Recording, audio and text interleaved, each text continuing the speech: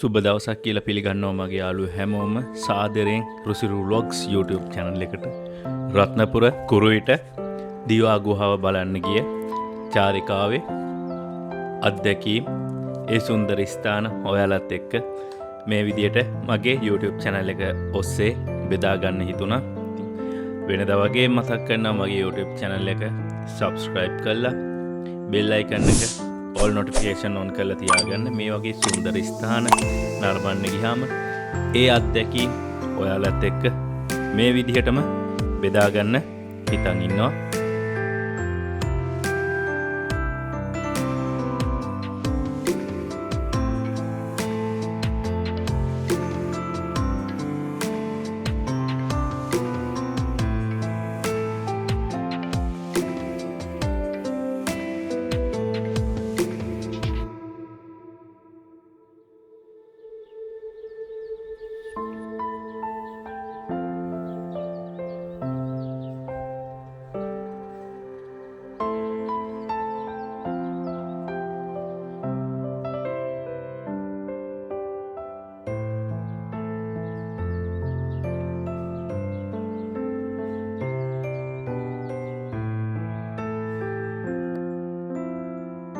ඔන්න අපි දැන් ප්‍රධාන දොරටුවෙන් ඇතුල් වෙලා මීට පඩිපෙළ ටික නැගගෙන දිවා ගුහාව තියෙන පැත්තට මීට ඉස්සරහට යන ගමන් ඉන්නේ.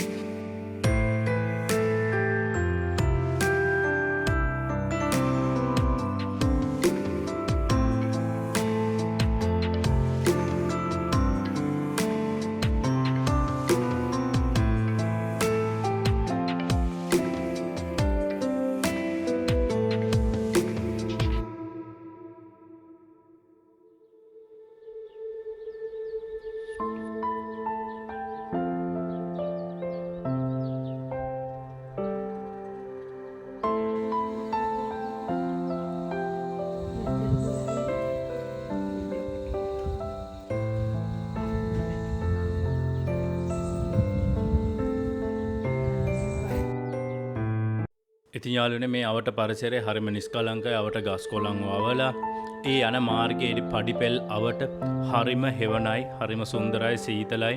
ඔයාලට බලා ගන්න පුළුවන් මේ වීඩියෝ එකෙන්. ඉතින් යාළුවනේ මේ විදිහට ටිකෙන් ටික උඩට යද්දි අපිට මුණ ගැහෙනවා මං හිතන්නේ මේ හාමුදුරුවරුන්ගේ ආවාස ගෙවල්. මෙතන උඩට යද්දි අපිට මුණ ගැහුණ තවත් තැන ඔයාලට බලා ගන්න පුළුවන්. හාමුදුරුවරුන්ගේ කුටි.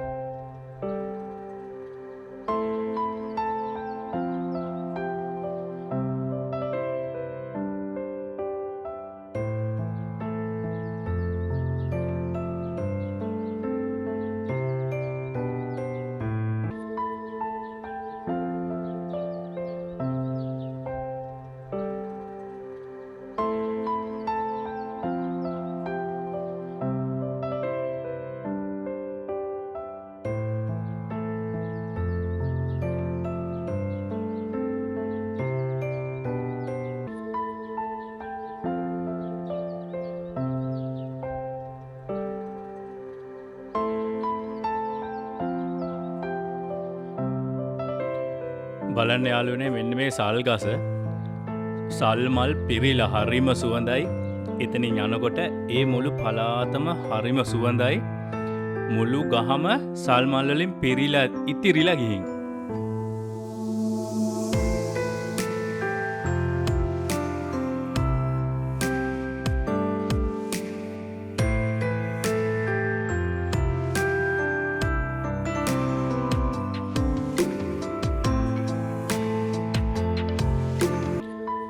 ඉතින් දැන් අපි කිට්ටු වෙලා ඉන්නේ දිවා ගුහාවට. අන්තිම පඩිපෙළ කිහිපේ තමයි ඔය නගින්නේ. ඉතින් අපේ මාත් එක්ක ගිය කට්ටිය අපේ නඩේ පිටිපස්සෙන් එනවා. ඉතින් මං හිමීට ඉස්සරහට යන ගමන් ඉන්නේ. මොකද මට ඉක්මනට ගියොත් ඔයාලට හොඳ ලස්සන වීඩියෝ ටික රෙකෝඩ් කරගන්න පුළුවන් වෙයි කියලා මට හිතුණ නිසා තමයි ඉක්මනට ගියේ නැත්නම් නඩේ අතහැරලා ගියේ නෑ. ඔය ගොඩාක් දුරින් නෙමෙයි ටිකක් මට වඩා ටිකක් පඩිපෙල් 10ක් විතර පල්ලෙන් තමයි කට්ටිය හිටියේ.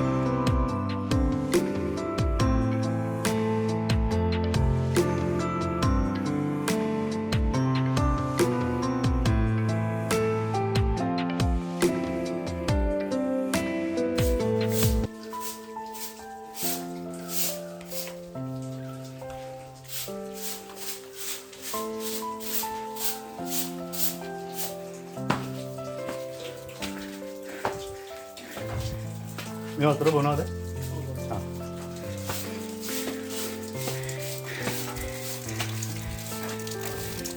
පොඩි වතුර තිබහකුත් ආවා.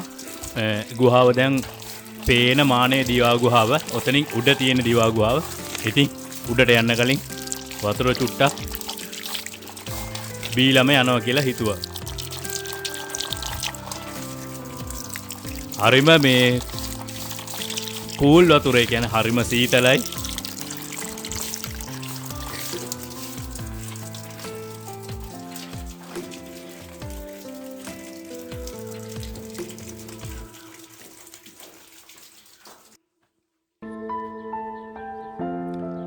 ඉතින් ඔන්න අපි දිවා ගුහාවේ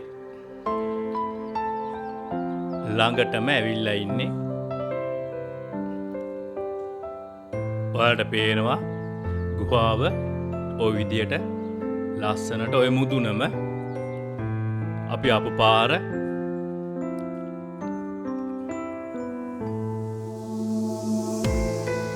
ඒ අවට පරිසරයේ බෝධියක් තියෙනවා. හරිම ලස්සනයි. ඔය මුදුනේ හරිම කූල්.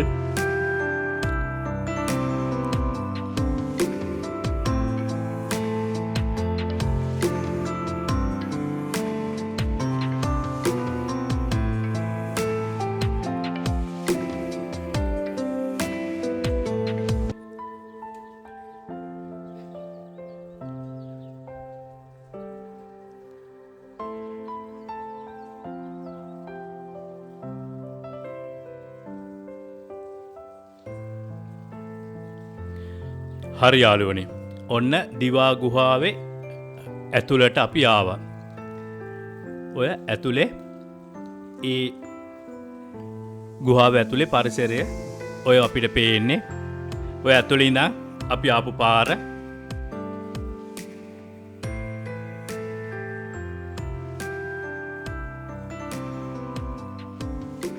ගුහාව ඇතුලේ පොඩි පොකුණක් තියෙනවා. පොකුණට වතුර වැටෙන්නේ උඩ ඉඳන් ගුහාවේ උඩ ගලේ ගල් තලයේ ඉඳන් තමයි පල්ලට වතුර වැටෙන්නේ. ගුහාව ඇතුලේ හරිම සිසිලයි, හරිම සනීපයි ඇඟට. ඉතින් යාළුවනේ දිවා ගුහාව ඇතුලේ ඉන්නේ. මාර කූල් එකක් තියෙන්නේ.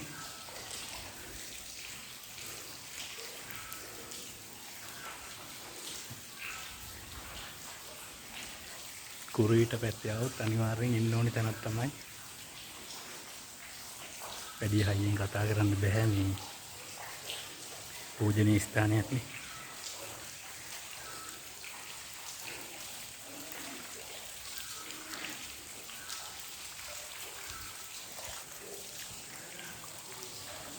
මේ ජල උල්පත් තියෙනවා. මේ උඩින් වතුර වැක්කෙනවා.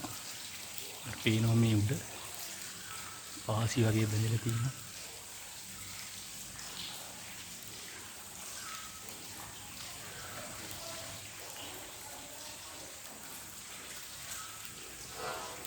අපි ඇතුළට ගිහින් බලමු.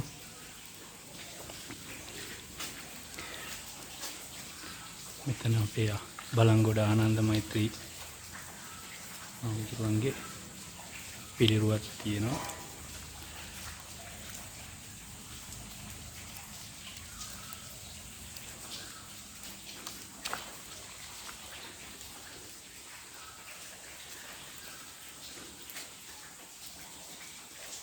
පොඩි චෛත්‍යයක් එහෙමත් තියෙනවා යාළුවනේ.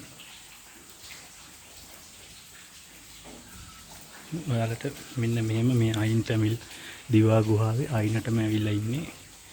ඔය එළිය පේන ආකාරය බලන්න. මේ උඩින් වටෙන වතුර.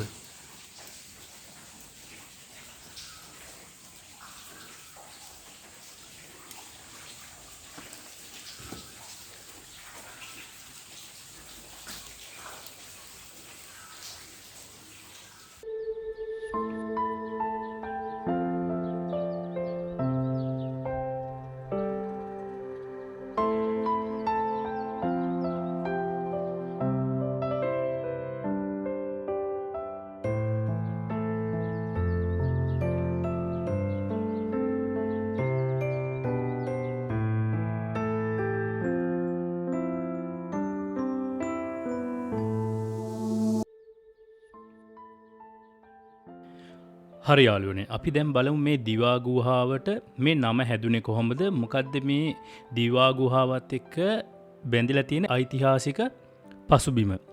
බුදුරජාණන් වහන්සේ තෙවනවරට ලංකාවට වැඩම කළ අවස්ථාවේදී සමනල කන්දේ සිරිපා සටහන පිහිටවලා ආපහු වඩිනකොට රහතන් වහන්සේලා 500ක් එක්ක ආපහු වඩිනකොට දිවා කාලයේදී වෙහෙස නිවා ගන්න ගිමන් හැරලා තියන්නේ යාළුවනේ මේ දිවා ගුහාවේ. එතකොට දිවා කාලයේ ගිමන්හල ගුහාව දිවා ගුහාව විදිහට නම් කරලා තියෙනවා.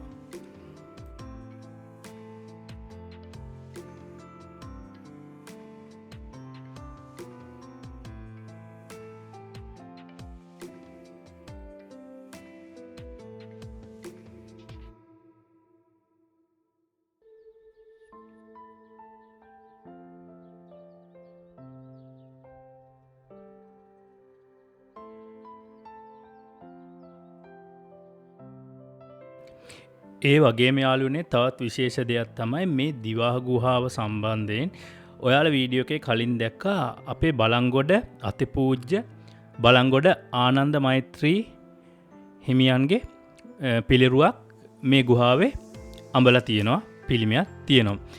ඒකට හේතුව තමයි 1995 වර්ෂයේදී මේ ලෙන මේ දිවා ගුහාව හෙවත් බගවාලෙන කියලාත් කියනවා මේ බට තොටලෙන විය හැකි කියලා උන්වහන්සේ විසින් ප්‍රකාශ කරලා තියෙනවා. ඒ වගේම තමයි යාළුවනේ මම හොයාගත්ත තවත් කාරණාවක් තියෙනවා. පූජ්‍ය කිරියැල්ලේ ඥානවිමල හාමුදුරුවෝ 1967 වර්ෂයේදී රචිත සබරගමු දර්ශනය කියන ග්‍රන්ථයේ පොතේ මේ ලෙන මේ දිවා ගුහාව වශයෙන් නම් කරලා මෙම ස්ථානයේ වන්දනාමාන කටයුතු සිද්ධ කරලා තියෙනවා.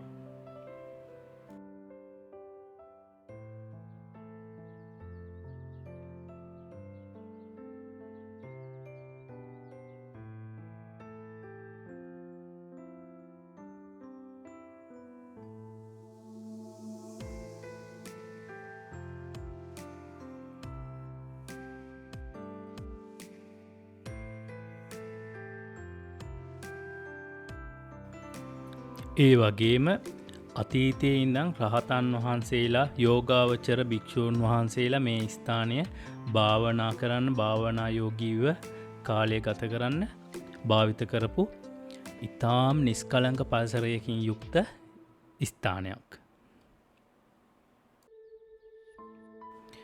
ඒ වගේම මේ ලෙන දිග අඩි 150ක් සහ පළල අඩි 70ක් උසින් අඩි 50ක් පමණ වෙන ඓතිහාසික ලෙන් විහාරයක්.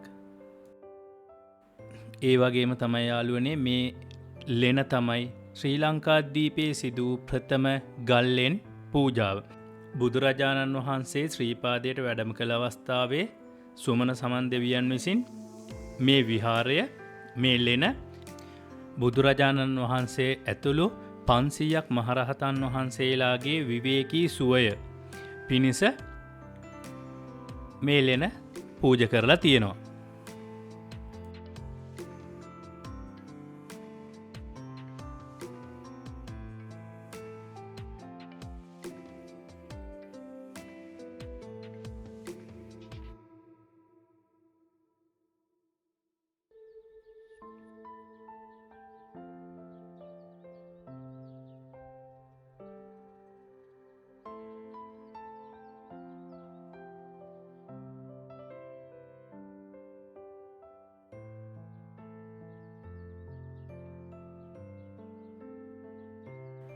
වර්ෂ 1178 සිට 1207 දක්වා ශ්‍රී ලංකාවේ රාජ්‍යපාලකයා වූ නිස්සංක මල්ල රජු ශ්‍රීපාදස්ථානයේ සොයා යන ගමනේදී බටතොට නම් ගමේ පිහිටි ගල් ලෙනක දින කිහිපයක් ගත කළ බව ජනප්‍රවාදයකි.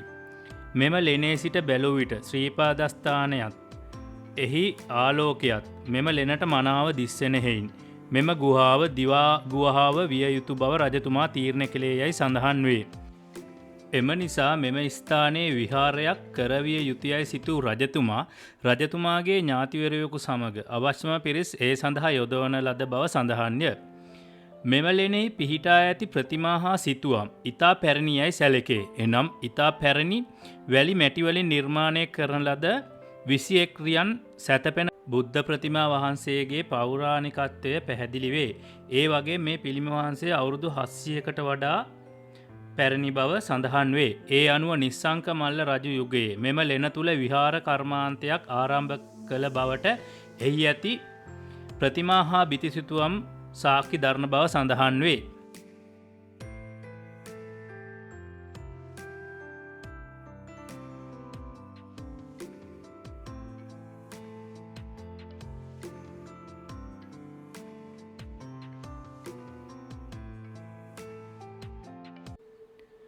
හරි යාළුවනේ, දැන් මම මේ කියන්නේ මේ ඔයාලා දකින්න ඇති මේ මෙතන මේ පොකුණක් තියෙනවා. මේ ලෙනට ඇතුල් වෙන දොර ගාව මේ අයිනෙන් වම් අත පැත්තට වෙන්න තියෙනවා පොඩි පොකුණක්.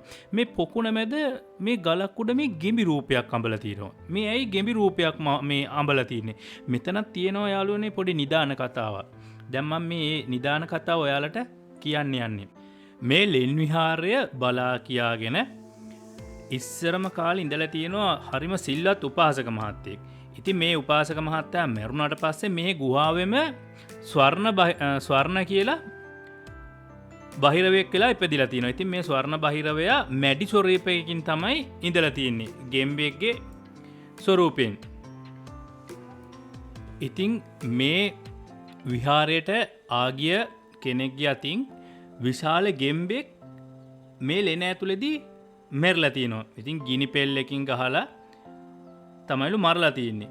ඉතින් මේ ලෙනට ඊට පස්සේ එන ඇයට අනේක විද කරදර වෙලා තියෙනවා. ඉතින් මේ කරදර වලට හේතුව මේ ස්වර්ණ බහිරවය කියලා කට්ටියට තේරලා තියෙනවා. ඊට පස්සේ මේ බහිරවයාගේ රූපේ මේ විදිහට මැඩියෙක්ගේ රූපය මේ විදිහට පිළිමයක් අඹලා මෙතන පොකුණක් හදවලා බාරයක් වෙලා තියෙනවා මේ ස්වර්ණ බහිරවයට. ඊට පස්සේ තමයි මේ විහාරයට කට්ටියට එන්න පුළුවන් වෙලා තියෙන්නේ.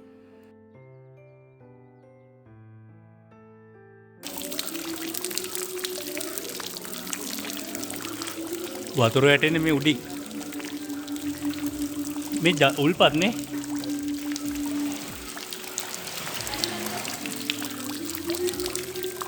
වතුර ටැංකිය. ඒ කියන්නේ මේ ගල උඩ තියනවද මේ වතුර උල්පත්? සෝ.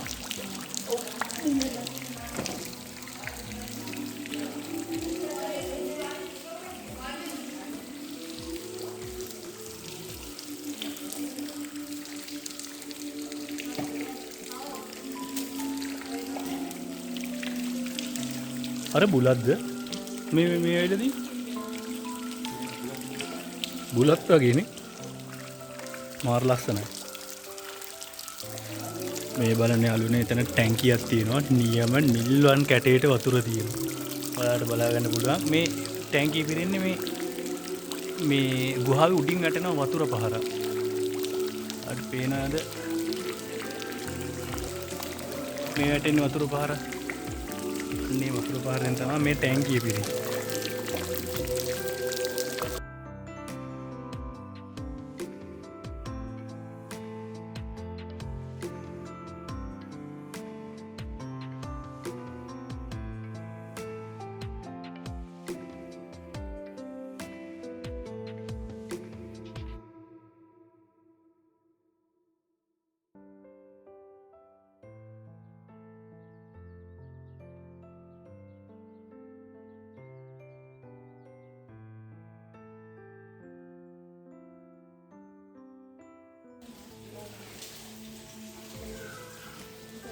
ඊට බහින්න හදිස්සියක් නැහැ. දැන් අමාරුත් නෑ වැඩි. ඇඟට ගත්තොත් තමයි අවුල. මේ පැත්තට බහින්නම්. කෙලින් බහින්නපා ධනිෂ්ට කෙටෙනවා නේ එහෙනම් පැත්තට බහින්න. එතකොට ධනිෂ්ට කෙටෙනවා.